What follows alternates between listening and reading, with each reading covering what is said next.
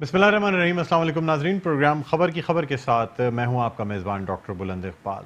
नाजरीन, आज भी सबसे पहले हम बात करना चाहेंगे कश्मीर में जो भारत ने आर्टिकल 35A और 370 यानी 370 को ख़त्म किया और एक घिनौनी साजिश की कश्मीर में जो मुस्लिम अक्सरियत है उसको ख़त्म करने के लिए, जिसके नतीजे में पाकिस्तान के मुख्तलिफ़ शहरों में, ख़ास तौर पर कराची में बहुत सी रैलियाँ निकाली गईं और एहतजाज हुआ, चाहे वकला हों या सियासी तंजीमें हों या सियासतदान हों, सब ही कश्मीर के हवाले से कश्मीरियों के साथ हैं, उनकी जदोजहद में साथ हैं। और ये कहा जा रहा है कि अगर कश्मीर का हतमी हल जो है वो तलाश ना किया गया तो पाकिस्तान बूंद बूंद पानी को तरसेगा।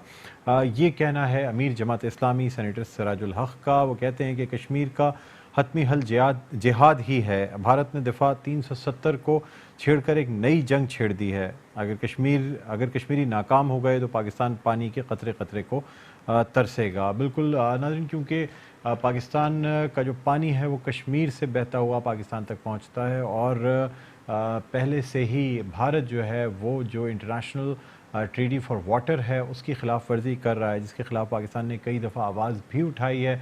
पाकिस्तान का पानी जो है जो कश्मीर से या भारत से होता हुआ आता है उसे रोक दिया जाता है, जिसकी वजह से पाकिस्तान में खुश्क साली भी आती है। और अब कश्मीर का ये मसला, जिसे कहा यह जा रहा है कि ये दरअसल भारत की घिनौनी साजिश है, यानी इस तरह के ही अमल किया जा रहा है जिस तरह से इसराइल ने फ़लस्तीन के ख़िलाफ़ काम किया है। इसी हवाले से गुफ्तगू करने के लिए हमारे साथ मौजूद हैं रहनुमा जमात इस्लामी उस्सामा रज़ी साहब। अस्सलाम वालेकुम उस्सामा रज़ी साहब, आपको खुशामदीद कहते हैं प्रोग्राम खबर की खबर में। हमारा राब्ता मुनक़ता हो गया उस्सामा रज़ी साहब से। तो नाज़रीन, आज मुख्तलिफ़ रैलियाँ निकाली गईं और कश्मीरियों के हुकूक़ के हवाले से जो है वो इज़हार यकजहती किया गया और ख़ास तौर पे अगर हम बात करें तो अदालती उमूर जो हैं वो भी मुअत्तल रहे। वकला अदालत में पेश नहीं हुए। कहते हैं वक्त आ गया है कि भारत को मुंह तोड़ जवाब दिया जाए।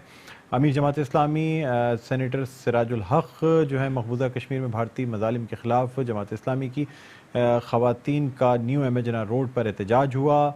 हाफिज़ नईमुर्रहमान कहते हैं कि अब ये मसला ज़बानी कलामी से हल नहीं होगा, बल्कि कश्मीरियों के हुकूक़ सल्ब करने वाले काले क़वानीन के ख़िलाफ़ कश्मीरी अवाम से इज़हार यकजहती के लिए आज पूरी कौम सरापा एहतजाज है।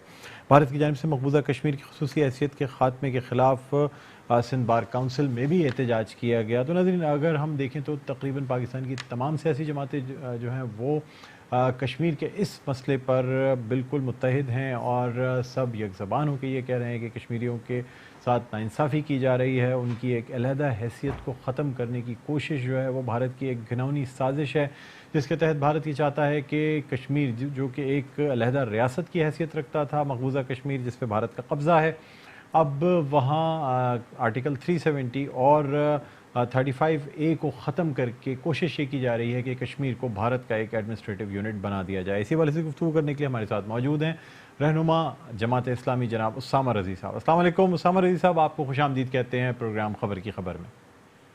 जी अस्सलाम वालेकुम। उस्सामा साहब, इस वक्त तकरीबन पाकिस्तान की तमाम सियासी जमातें जो हैं वो यकज़बान हैं, एहतजाज का सिलसिला जारी है, रैलियाँ निकाली जा रही हैं। सर, आपका पार्टी मौक़िफ़ क्या है, क्या कहते हैं आप इस हवाले से? बिस्मिल्लाहिर्रहमानिर्रहीम। देखिए, जमात इस्लामी और कश्मीर लाजिम व मलज़ूम है और जमात इस्लामी इस मुल्क की सियासत में हमेशा से कश्मीर एजेंडे पर फहरिस्त रहा है और कश्मीर के हवाले से जमात इस्लामी की कुर्बानियाँ लाजवाल हैं। जमात इस्लामी कश्मीर, मकबूजा कश्मीर पे इस वक्त इंडियन गवर्नमेंट ने पाबंदी लगाई हुई है और पाकिस्तान में और तमाम शहरों में और बिलखुसूस कराची में जमात इस्लामी ने इसके खिलाफ एक शदीद एहतजाज किया है। स्ट्रीट के ऊपर एक मजबूत और ताकतवर आवाज उठाई है और आज भी कराची में हमारी खवातीन का एक बहुत बड़ा मुजाहरा हुआ था जिसमें हजारों खवातीन जो है वो शरीक। अब जहाँ तक मसला इस कश्मीर के इशू का है, देखिए बात यह है कि भारत एक रियासती ताकत के जरिए जारहाना इल्जाम कर रहा है और मुसलसल कर रहा है। कश्मीर पे उसने जो रियासती दहशतगर्दी की है, दहशतगर्दी असलन होती ही रियासती है اور کشمیر کے میں بھارت مسلسل ریاستی دہشت گردی کر رہا ہے، اور اس کے جواب میں مظلوم کشمیریوں کو شریعت کی روح سے بھی اور اقوام متحدہ کے قوانین کی روح سے بھی اس بات کا مت حاصل ہے کہ وہ پرامن جدوجہد بھی کریں اور عسکری جدوجہد بھی کریں، اور اندرون کشمیر، مقبوضہ کشمیر میں وہاں کے مسلمانوں نے انسانی تاریخ میں جدوجہد کی جو تاریخ رسم کی ہے اس کی کوئی دوسری نظیر نہیں ملتی، اور انہوں نے اس کا حق ادا کر دیا ہے۔ بچہ ایک فرد اس وقت تحریک آزادی کشمیر کا حصہ ہے، اور وہ جو اپنے حصے کا کام کر سکتے تھے وہ کر دیا، اور وہ بھارت کی طاقت کا مقابلہ اپنی اہل و عیال کے ساتھ، اپنی پوری وجود کے ساتھ وہ اس کے خلاف تحریک چلا رہے ہیں۔ اب مسئلہ رہتا ہے کہ پاکستان اس سلسلے میں کیا کر رہا ہے۔ وہ کر سکتے تھے، وہ کر چکے۔ بھارت کی ریاستی دہشت گردی اور بھارت کی طاقت کے مقابلے میں پاکستان کو بھی ریاست مسافجی کوئی قدم اٹھانا چاہیے، اور دیکھیے طاقت کا مقابلہ قراردادوں سے، بعض و نصیحت سے، ادھر ادھر ملکوں کی دوڑ بھاگ سے تو نہ اس سے پہلے ہوا ہے اور نہ اس وقت کا کوئی امکان نظر آتا ہے۔ تو اس لیے آپ کو کوئی ٹھوس قدم اٹھانا پڑے گا، کوئی ٹھوس عمل اختیار کرنا پڑے گا، ان کی اخلاقی اور سیاسی مدد کے ساتھ ساتھ مظلوم مسلمانان کشمیر کی آپ کو مادی مدد بھی کرنی پڑے گی، اور وہ ایک متنازع ہے، اور آپ ایسا کریں گے تو غلط نہیں کریں گے۔ لہٰذا ہمارا موقف یہ ہے، جو پرویز مشرف پہلے کہتے تھے اور انہوں نے بھارت میں بھی یہ بات کہی تھی کہ کشمیر میں جو کچھ ہو رہا ہے وہ دہشت گردی نہیں ہے، وہ جہاد ہے اور وہ جدوجہد ہے، اور اس کو دنیا کے تمام قوانین اور انسانیت اور اسلامی شریعت کے روح سے ان کو یہ حق حاصل ہے۔ لہٰذا آپ کو اپنے اسی موقف کے اوپر آپ نے خود اپنا موقف کمزور کیا، آپ دوسروں کے گراؤنڈ میں جا کر آپ امریکہ کی یہ امید لگا کر اگر آپ سمجھتے ہیں کہ امریکہ آپ کے حق میں کوئی چیز کرے گا تو مجھ کو تو گلا کچھ سے ہوگا، امریکہ سے تو کوئی گلا نہیں ہوگا۔ لہٰذا ہمارا موقف یہ ہے کہ آپ اپنے پیروں کو مضبوط کریں، آپ کے پاس الحمدللہ طاقت ہے، آپ کمزور نہیں ہیں، لہٰذا آپ اپنے ایمان کی بنیاد پر فیصلے کریں۔ جو فیصلے ایمانی شعور کی بنیاد پر ہوتے ہیں اور جو فیصلے ایمان کے جذبے کے ساتھ ہوتے ہیں، ان میں برکت ان کے بہترین نتائج بھیڑ سے بھی نکلتے ہیں اور ملاقات میں بھی نکلتے ہیں۔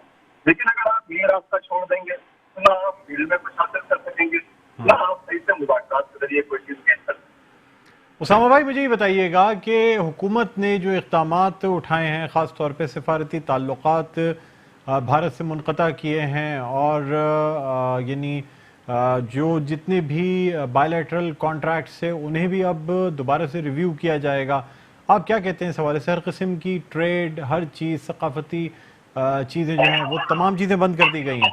دیکھیے میں آپ سے سوال پوچھتا ہوں، اور ایک عام فرضی کامن سینس کی بات ہے، جی اگر کوئی کسی کے گھر پہ حملہ کرے، عورتوں کی کو بے کرے، اس کے مال و اسباب کو لوٹ لے اور اس کے گھر کو جلا دے، تو وہ اس سے مذاکرات تو نہیں کرے گا، اس کو ویلکم تو نہیں کرے گا، اس سے یہ تو نہیں کہے گا کہ دیکھیں آپ یہ صحیح نہیں کر رہے، آئیے ہم بیٹھ کے بات کرتے ہیں۔ وہ تو سر دھڑ کی بازی لگائے گا۔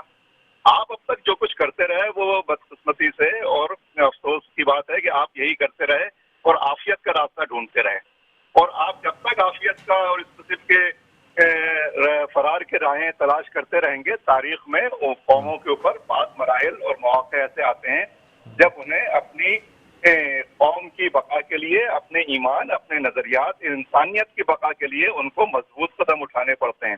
لہذا آپ کے اوپر تاریخ کا قرض ہے، اور یہ دیکھیے یہ اقدامات بالکل ایسے ہی ہیں کہ اگر کوئی طاقتور آپ کو کھانا شروع کر دے تو آپ ایک شاخ سے دوسری شاخ، دوسری شاخ سے تیسری شاخ، تیسری شاخ سے چوتھی شاخ، اور آپ سے کوئی کہے کہ بھائی آپ کچھ کر کیوں نہیں رہے، تو آپ کہیں دیکھیں میں تو اتنی دوڑ بھاگ کر رہا ہوں، میں ابھی یہاں گیا، میں ابھی وہاں گیا۔ تو یہ ہمارے جو وزیر خارجہ ہیں، معاف کیجیے گا، ان میں تو ڈیلیور کرنے کی صلاحیت موجود نہیں ہے۔ عمران خان کے پاس کوئی ویژن نہیں ہے عمران خان، لیکن ایک اجتماعی ویژن تو ہے، ایک ہمارا قومی ویژن تو ہے۔ آپ اس کے ساتھ کھڑے ہوئیے، آپ کے ساتھ پوری قوم موجود ہے، پوری قوم آپ کے۔ اسامہ بھائی آپ سے پوچھنا چاہوں گا کہ جماعت اسلامی، سر میری بات سن لیجئے گا جی آپ کے ساتھ ہے اسامہ بھائی، اور تمام پارٹیاں، بقیہ پارٹیوں کو تو میں اس لیے بھی کہتا کہ وہ بقائے خاندان اور بقائے جائیداد اور ان مسائل کو ترجیح دے کر وہ ابھی بھی سیاست بازی کر رہی ہیں. لیکن جو پاکستانی قوم ہے, پاکستانی قوم کا بچہ اور خود آپ دیکھیے کے اجلاس میں فیصلہ ہوا ہے کہ گورنمنٹ فیصلہ کرے, ہم اس کے ساتھ کھڑے. تو آپ کو اور کیا چاہیے؟ اسامہ بھائی, میں آپ سے یہ پوچھنا چاہ رہا ہوں کہ مجھے یہ بتائیں کہ جماعت اسلامی کا کیا موقف ہے. یعنی ہمیں پاکستان کو یا پاکستانی حکومت کو انٹرنیشنل پریشر بلڈ اپ کرنا چاہیے, یو این سے رابطہ کیا جا رہا ہے, سیکیورٹی کونسل میں آواز اٹھائی جا رہی ہے, یا پھر مطلب پاکستان کسی جنگ کا متحمل ہو سکتا ہے اس وقت, یا مطلب کیا کرنا چاہیے سر؟ آپ کیا کہتے ہیں کہ پاکستانی گورنمنٹ کو اس وقت کیا اسٹیپس اٹھانے چاہیے؟ کہتے ہیں کہ ہم چاہتے ہیں مگر ظلم کے خلاف.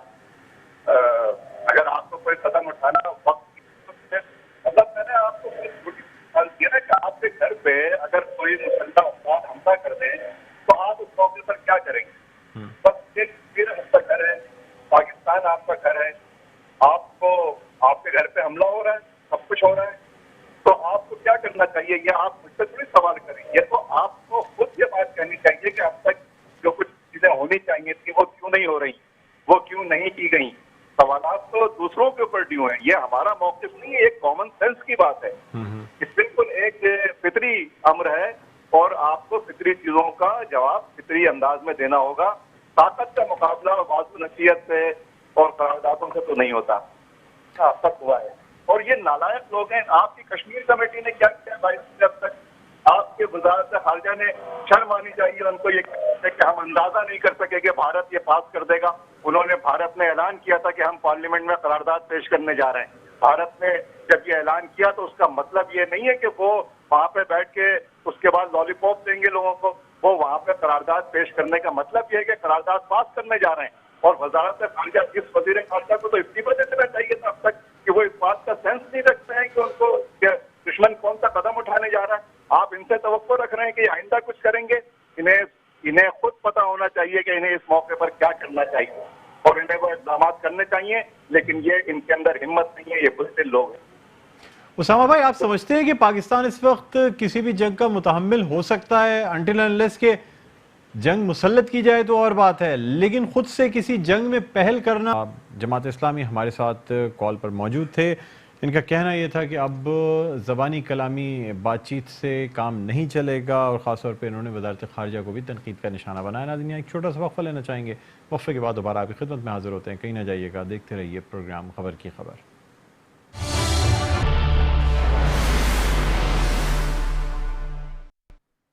Welcome back. ایک دفعہ پھر آپ کو خوش آمدید کہتے ہیں پروگرام میں خبر کی خبر. میں ہوں آپ کا میزبان ڈاکٹر بلند اقبال. اب کچھ ہم بات کرنا چاہیں گے پارلیمنٹ کے جوائنٹ سیشن میں سابق صدر آصف علی زرداری کے ایک متنازع بیان کے حوالے سے, جس میں انہوں نے یہ کہا کہ خاص طور پہ جو مہاجرین ہیں انہوں نے بھارت سے خود ہجرت نہیں کی بلکہ وہاں سے نکالے گئے, اور اسی حوالے سے قومی اسمبلی میں احتجاج بھی ہوا, واک آؤٹ بھی ہوا. خاص طور پہ متحدہ قومی موومنٹ پاکستان کی جانب سے بھی احتجاج کیا گیا. رہنما پاکستان تحریک انصاف خرم شیر زمان کہتے ہیں کہ آصف علی زرداری نے اپنے بیان سے ملک میں تعصب پسندی کو یا تعصب پرستی کو ہوا دی ہے اور قیام پاکستان کے لیے اپنی جان و مال کا نذرانہ پیش کرنے والے لاکھوں شہریوں کے جذبات کو ٹھیس پہنچی ہے. آصف علی زرداری اپنی تقریروں پر مہاجروں سے معافی مانگے. آصف علی زرداری کے مہاجروں کے بارے میں بیان پر مختلف سیاستدانوں کا رد عمل ہے. اسی حوالے سے گفتگو کرنے کے لیے ہمارے ساتھ کال پر موجود ہیں رہنما پاکستان تحریک انصاف خرم شیر زمان. السلام علیکم خرم شیر زمان صاحب, آپ کو خوش آمدید کہتے ہیں پروگرام خبر کی خبر میں.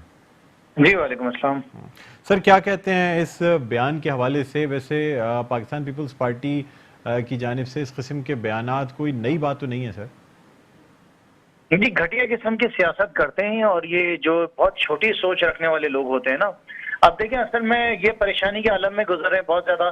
پنجاب میں پیپلز پارٹی کا خاتمہ ہو گیا ہے, کے پی کے میں خاتمہ ہو گیا ہے, سندھ میں تو آپ کو پتہ ہے ان کے حالات کیا ہیں. تو اس قسم کے سیاستدان سے کس قسم کے جو ہے اسٹیٹمنٹ ایکسپیکٹ کرتے ہیں, اور ایسا نہیں کہ غلطی سے ان کے منہ سے نکلا, جان کے انہوں نے کہا ہے. جب یہ دیکھ رہے ہیں کہ ان کے حالات ایسے آ گئے ہیں اور نیب کا جو گرفت ہے ان کی گردن تک پہنچ چکی ہے, اور انشاءاللہ تعالیٰ آنے والے دنوں میں آپ دیکھیں گے ان کو سزائیں بھی ہوں گی, تو اس طرح کی باتیں کریں گے اور لوگوں کو بیوقوف بنائیں گے. اور سندھی کارڈ, مہاجر کارڈ اور پنجابی کارڈ جس زمانے میں چلا کرتا تھا اس طرح کے کارڈ چلانے کی کوشش کریں گے. لیکن الحمدللہ پاکستان کے اندر بہت تبدیلی آ چکی ہے. لوگ سمجھدار ہو گئے ہیں اور اس طرح کی باتوں سے لوگ بیوقوف نہیں بننے والے ہیں۔ میں پاکستان تحریک انصاف کی طرف سے سخت الفاظ میں زرداری کے اس بیان کی سخت الفاظ میں مذمت کرتا ہوں، اور اس کے ساتھ ساتھ سندھ بھر کے لوگوں سے کہتا ہوں کہ ان کا جو اصل چہرہ ہے وہ قوم کے سامنے اب آ گیا ہے۔ اب ان کو ہم نے ایکسپوز کرنا ہے، ان کو اب کھڑے نہیں ہونے دینا ہے۔ ان کا مقصد صرف قوم کو بیوقوف بنانا، ملک کا پیسہ لوٹنا۔ ملک کی تباہی کا ذمہ دار کون ہے آج؟ سندھ کی تباہی کا کون ذمہ دار ہے؟ آپ مجھے بتانا کہ بھٹو صاحب کے مزار کے آس پاس کسی کے پاس، کسی جھیلے کے پاس پینے کا پانی میسر ہے؟ زرداری صاحب کے نواب شاہ میں کسی کے پاس ہے اویلیبل پینے کا پانی؟ یا وہ آپ کے چیف منسٹر سندھ کے جو ہیں ان کے گاؤں میں اور ان کے ووٹرز کے پاس کوئی ایسی فیسلٹی ہے؟ کراچی کو تو چلو ہم رونا روتے ہی ہیں نا، انہوں نے تو اپنے لوگوں کو مارا ہے، لہٰذا ان کی باتوں سے اب کچھ فرق نہیں پڑنے والا ہے۔ جو انہوں نے کرنا تھا سو کر دیا، اب انہوں نے جو کچھ کرا ہے یہ بھگتیں گے آپ سامنے۔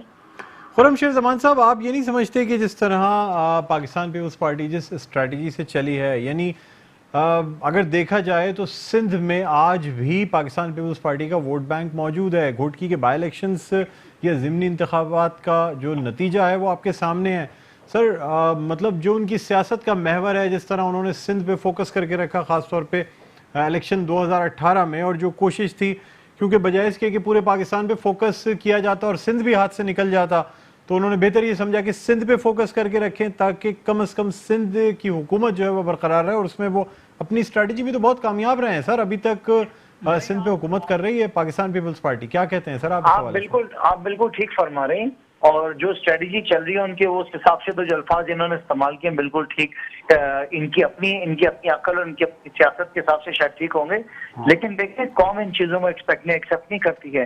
جو الفاظ مہاجروں کے انہوں نے استعمال کیے ہیں، جو باتیں جس طرح کی ہیں، یہ باتیں ان کے سامنے آئیں گی، یہ دیکھیں گے، ان کو پتہ چلے گا کہ جو الفاظ انہوں نے استعمال کیے ہیں اس کا کیا ہونے والا ہے۔ خیر اینی ویز اللہ تعالیٰ سر ماضی میں اگر ہم سر ماضی کی بات کرتے ہیں تو ذوالفقار مرزا صاحب کے بھی الفاظ کچھ کم و بیش اسی طرح کے تھے، اس پہ بڑا احتجاج ہوا، پورا شہر بند ہوا۔ سر آج اپوزیشن میں جی ڈی اے میں سب لوگ، آپ لوگ ساتھ ہیں، متحدہ قومی موومنٹ بھی ساتھ ہے سر، اب تو اس پہ کوئی بات نہیں کی جاتی، تو مطلب ماضی میں بھی تو ایسے بیانات آتے رہے ہیں سر۔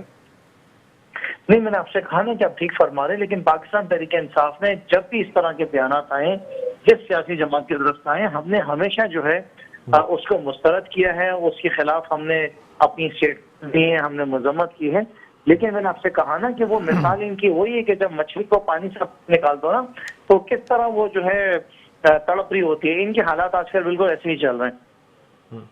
تو سر کیا سمجھتے ہیں اس بیان کا کیا رد عمل ہوگا، خاص طور پہ کراچی کے عوام؟ دیکھیں سر، کراچی سے تو ویسے ہی ان کا ووٹ بینک نہیں ہے پاکستان پیپلز پارٹی کا، تو آپ یہ نہیں سمجھتے کہ اس طرح کے بیان سے کم از کم سندھ میں ووٹ بینک مزید مضبوط ہوگا؟ نفرتیں پھیلا رہے ہیں، دیکھیں نا، نفرتیں پھیلا رہے ہیں، اور میں آپ سے بتاؤں، آپ یقین کریں کہ یہ کامیاب نہیں ہوں گے انشاءاللہ تعالی۔ انہوں نے جتنی نفرتیں پھیلانی تھی، جو کچھ انہوں نے کرنا تھا کر لیا۔ آپ آنے والا وقت دیکھیں گے کہ مطلب آپ ایکسپیکٹ کر سکتے ہیں کبھی محترمہ بینظیر بھٹو اس دنیا میں ہوتی ہیں اس طرح کی بات کرتی ہیں؟ محترمہ نے تو ان کو قریب نہیں آنے دیا، ان کو تو امریکہ میں جا کے بول دیا تھا کہ جا کے بچوں کی بیبی سیٹنگ کریں۔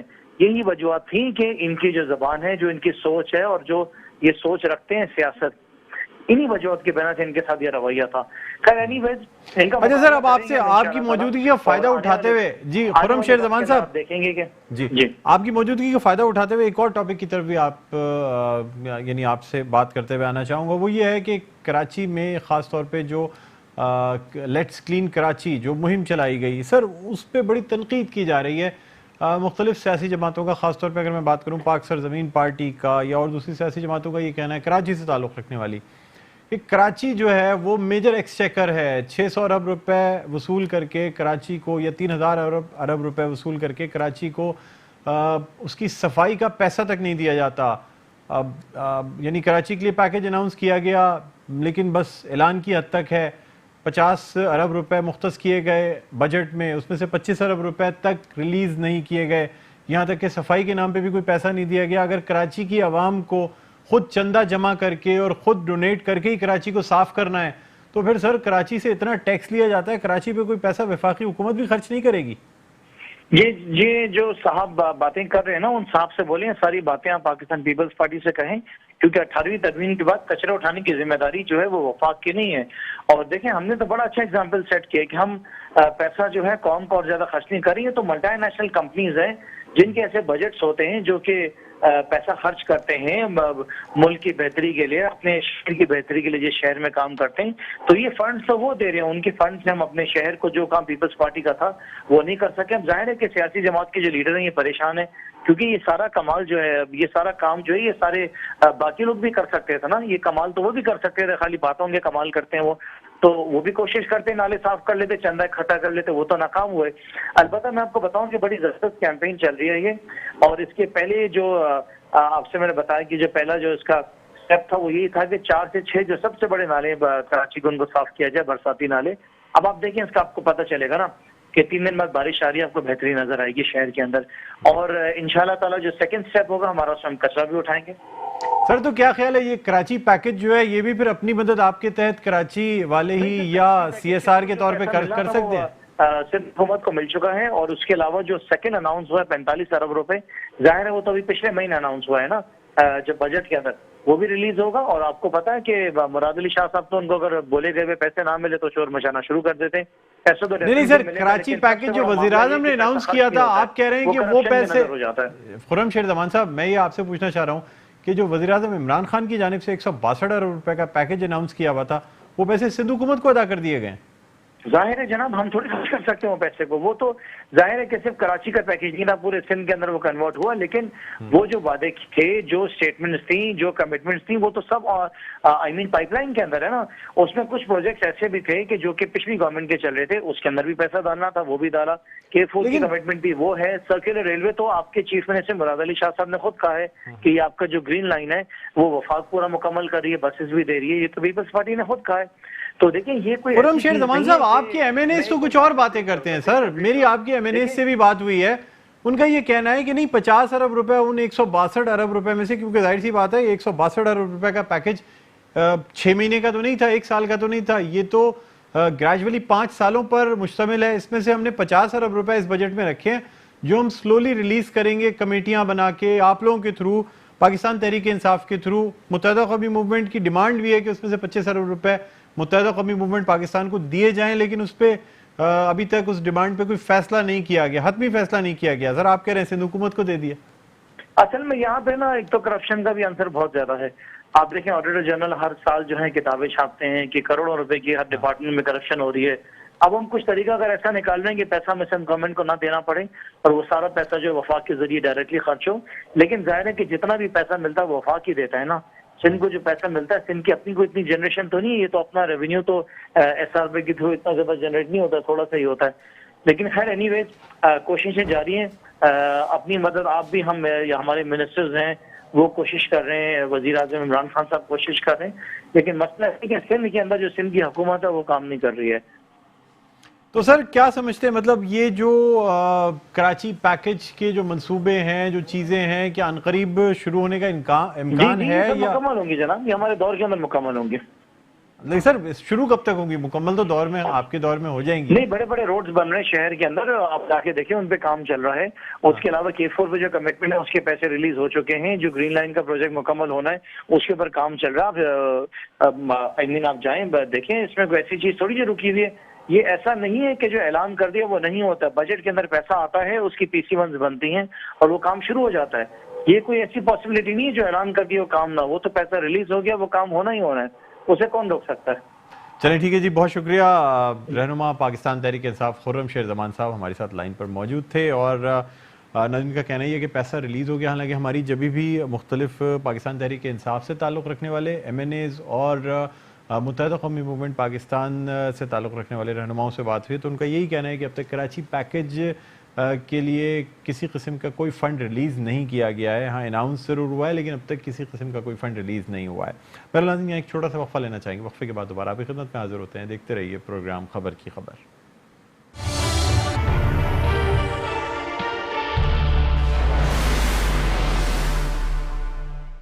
جی ناظرین ویلکم بیک, ایک دفعہ پھر آپ کو خوش آمدید کہتے ہیں. پروگرام ہے خبر کی خبر, میں ہوں آپ کا میزبان ڈاکٹر بلند اقبال. اور ناظرین مزید کچھ گفتگو کریں گے سابق صدر آصف علی زرداری کے متنازع بیان کے حوالے سے. اس وقت ہمارے ساتھ لائن پر موجود ہیں متحدہ قومی موومنٹ پاکستان کے رہنما محفوظ یار خان صاحب. अस्सलाम वालेकुम, महफूज यार खान साहब, आपको खुश आमदीद कहते हैं प्रोग्राम खबर की खबर में। वालेकुम सलाम डॉक्टर साहब, आप खैरियत से हैं? अल्लाह का करम सर, अल्लाह का बड़ा एहसान, मैं ठीक हूँ सर। ये बताइएगा सर कि साबिक सदर आसिफ अली जरदारी का जो मुतनाज़ा बयान है सर, अब ये तो सर मतलब इस तरह की बातें पहले भी होती रही हैं और मेरे ख्याल में बाज़ दफ़ा ऐसे बयानात इसलिए भी दिए जाते हैं ताकि कुछ लोगों का रिएक्शन सामने आए। तो आप क्या कहते हैं सर इस हवाले से? देखिए, ये इस बयान ने जलती पे तेल का काम किया है और जब से हमने मसरूका सिंध का मुतालबा किया है वो इनको हजम नहीं हो रहा है। देखिए, दो कौमी नजरिए पे जिसका ईमान और यकीन नहीं है उसको मशकूक नजर से पूरी कौम देखती है।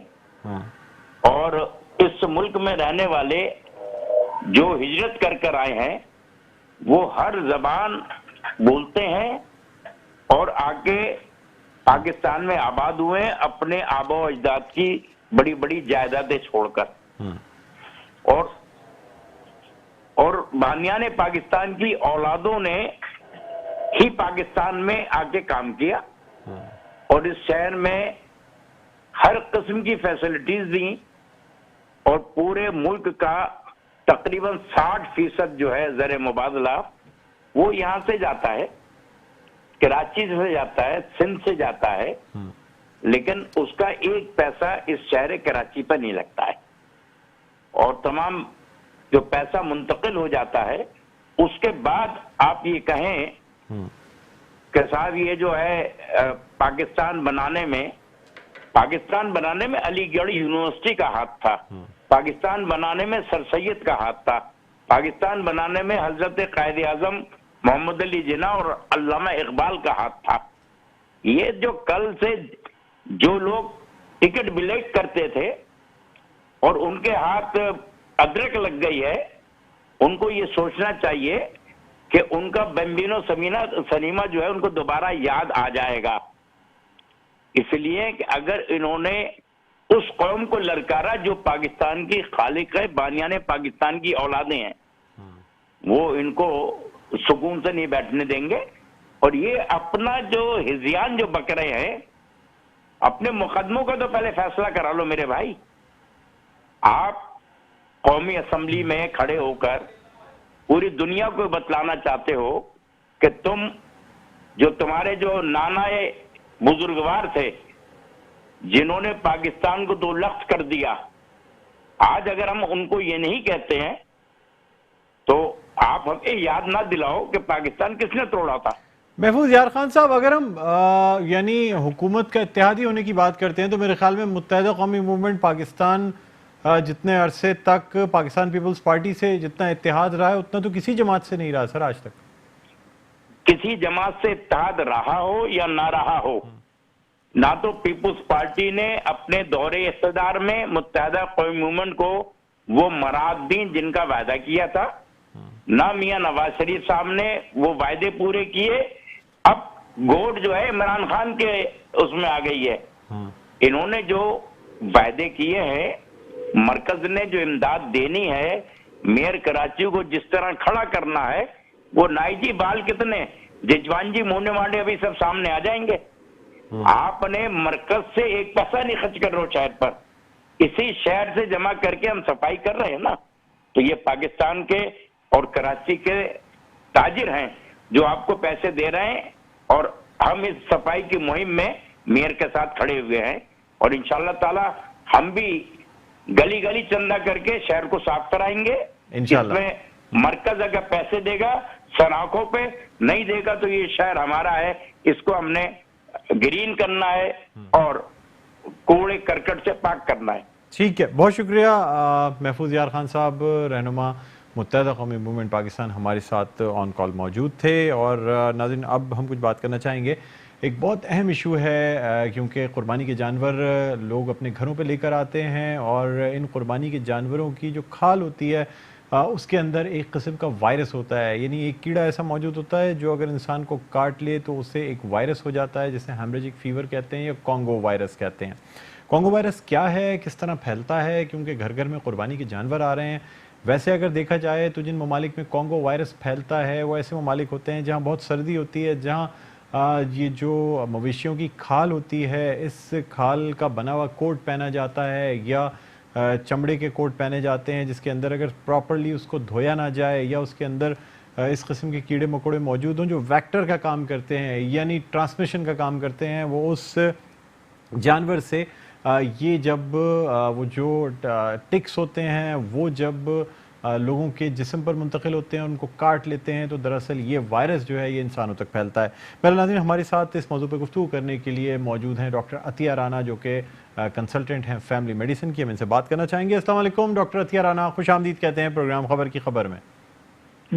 جی وعلیکم السلام، تھینک یو۔ جی ڈاکٹر صاحبہ، کراچی میں کانگو وائرس نے سر اٹھانا شروع کر دیا ہے، سب سے پہلے جاننا چاہوں گا کہ کانگو وائرس کیا ہے، کیسے پھیلتا ہے؟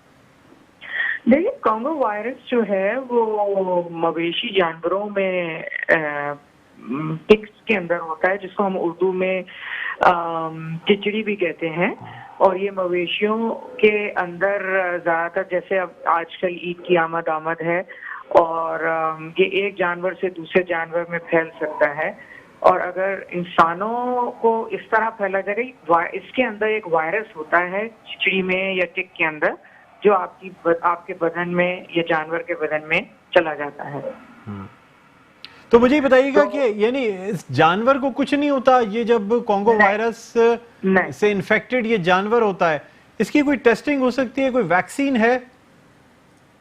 جی اس کے لیے یہ ہے کہ ہمیں سب سے پہلے تو یہ دیکھنا ہے کہ جو ہمارے جانوروں کے اندر اتنی علامات نہیں ہوتی ہیں، لیکن ہمیں یہ وائرل النس اسی طرح ہوگی جس طرح کہ دوسرا بخار پھیلتا ہے، درد ہے، سر میں درد ہے، الٹی ہے، دست ہے، اس میں جسم سے خون آنا ہوتا ہے۔ اگر تو چچڑی یا ٹک نے آپ کو بائٹ کیا ہے تو ایک دن کے اندر آپ کو علامات آنی شروع ہو جائیں گی، اور اگر آپ نے انفیکٹڈ کوئی بھی سبسٹنس، کوئی بھی جو بھی انسان کا خون ہے، لعاب ہے، پسینہ ہے، اس سے یہ پھیل سکتا ہے، تو وہ 5 سے 6 دن میں اس کی علامات ہوں گی۔ نہیں یہ جو ڈاکٹر عطیہ مجھے بتائیے گا کہ جو وائرس اگر انسانوں سے ایک دوسرے کو پھیلتا ہے تو کیا یہ بلڈ بورن ہے، یعنی صرف خون کے انتقال سے یا چوٹ لگ جانے سے، یا جب تک کہ خون کانٹیکٹ میں نہیں آئے گا اس وقت تک نہیں ہوگا، یا یہ لعاب سے، ڈراپلیٹ انفیکشن سے کس طرح پھیلتا ہے یہ؟ جی ہاں، یہ سبسٹنس سے پھیل سکتا ہے اور اسکن کانٹیکٹ سے، سانوں سے نہیں پھیلے گا until and unless کہ اس کا کوئی بلڈ، جیسے اگر کسی نے ایک انفیکٹڈ جس کو کانگو وائرس انفیکشن ہے اور کوئی بھی میڈیکل پرسنل اس کا بلڈ لے رہا ہے تو اس سے اس کو اگر پرک لگ گیا تو پھیل سکتا ہے۔ اچھا، یہ جو قصائی حضرات ہوتے ہیں جو یہ گوشت کا کام کرتے ہیں، اگر کوئی انفیکٹڈ جانور ہو یا بقرعید کے موقع پہ بہت سے لوگ خود قربانی کرتے ہیں کیونکہ سنت طریقہ بھی ہے خود قربانی کرنا، ذبح کرنا جانور کو، اگر کہیں ہاتھ پہ کوئی چھری کا کٹ لگ جائے اور وہ جانور انفیکٹڈ ہو اور اس کا خون لگ جائے تو کیا اس سے بھی کانگو وائرس پھیل سکتا ہے؟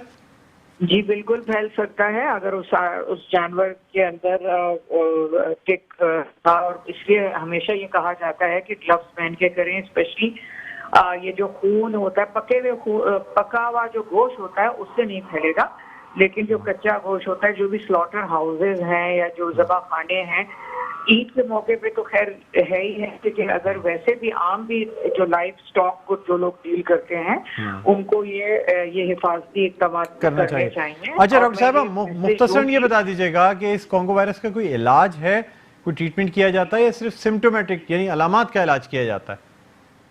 دیکھیں، ایک تو اس کا یہ ہے کہ اگر ہم جلدی اس کی تشخیص کر لیں تو پھر اس کے لیے ایک میڈیسن ہے جو دی جاتی ہے، یہ وہی میڈیسن ہے جو ہیپاٹائٹس سی میں دی جاتی ہے جس کو ہم ریبوویرین کہتے ہیں، لیکن یہ جلدی دینی چاہیے، اگر ہم لیٹ ہو گئے تو پھر اس کا اثر نہیں ہوتا۔ تو یہ جو چیز ہے یہ بالکل سپورٹیو اس کی ٹریٹمنٹ ہے۔ انسان کافی بہت خطرناک بخار ہے جس کو ہم ہیمریجک فیور بھی کہتے ہیں، تو اس کے لیے یہی آپ کو مشورہ دیا جائے گا کہ اس کو سب سے زیادہ جو ہے آپ جو مویشی لینے جا رہے ہیں عید کے موقع پہ بچوں کو ساتھ نہ لے کے جائیں، ہلکے کلر کے کپڑے پہنیں تاکہ آپ لوگوں کو ٹک نظر آ سکیں، آپ آئیں تو اپنے پیر اور ہاتھوں کو گلوز میں یا موزوں سے ان کو ڈھکیں ڈھانپ کے رکھیں اور فوراً فٹافٹ اپنا شاور وغیرہ لیں. اگر ٹک کو آپ دیکھ لیں تو اس کو ہاتھ سے خودارا نہ نکالنے کی کوشش کریں, اس کو آپ فورسیپ سے یا بال نکالنے والا جو ایک ٹیوزر ہوتا ہے اس سے نکالیں اور پچکاریں نہیں, اس کو کسی بوتل میں ڈال کے پھینک دیں. ٹھیک ہے, بہت شکریہ ڈاکٹر عطیہ رانا, کنسلٹنٹ فیملی میڈیسن ہمارے ساتھ موجود تھی. ناظرین اب ہمارے پروگرام کا وقت اپنے اختتام پر پہنچتا ہے. مجھے بلند اقبال کو اجازت دیجیے, انشاءاللہ اگلے ہفتے پھر آپ سے ملاقات ہوگی. اپنا بہت خیال رکھیے گا. اللہ حافظ.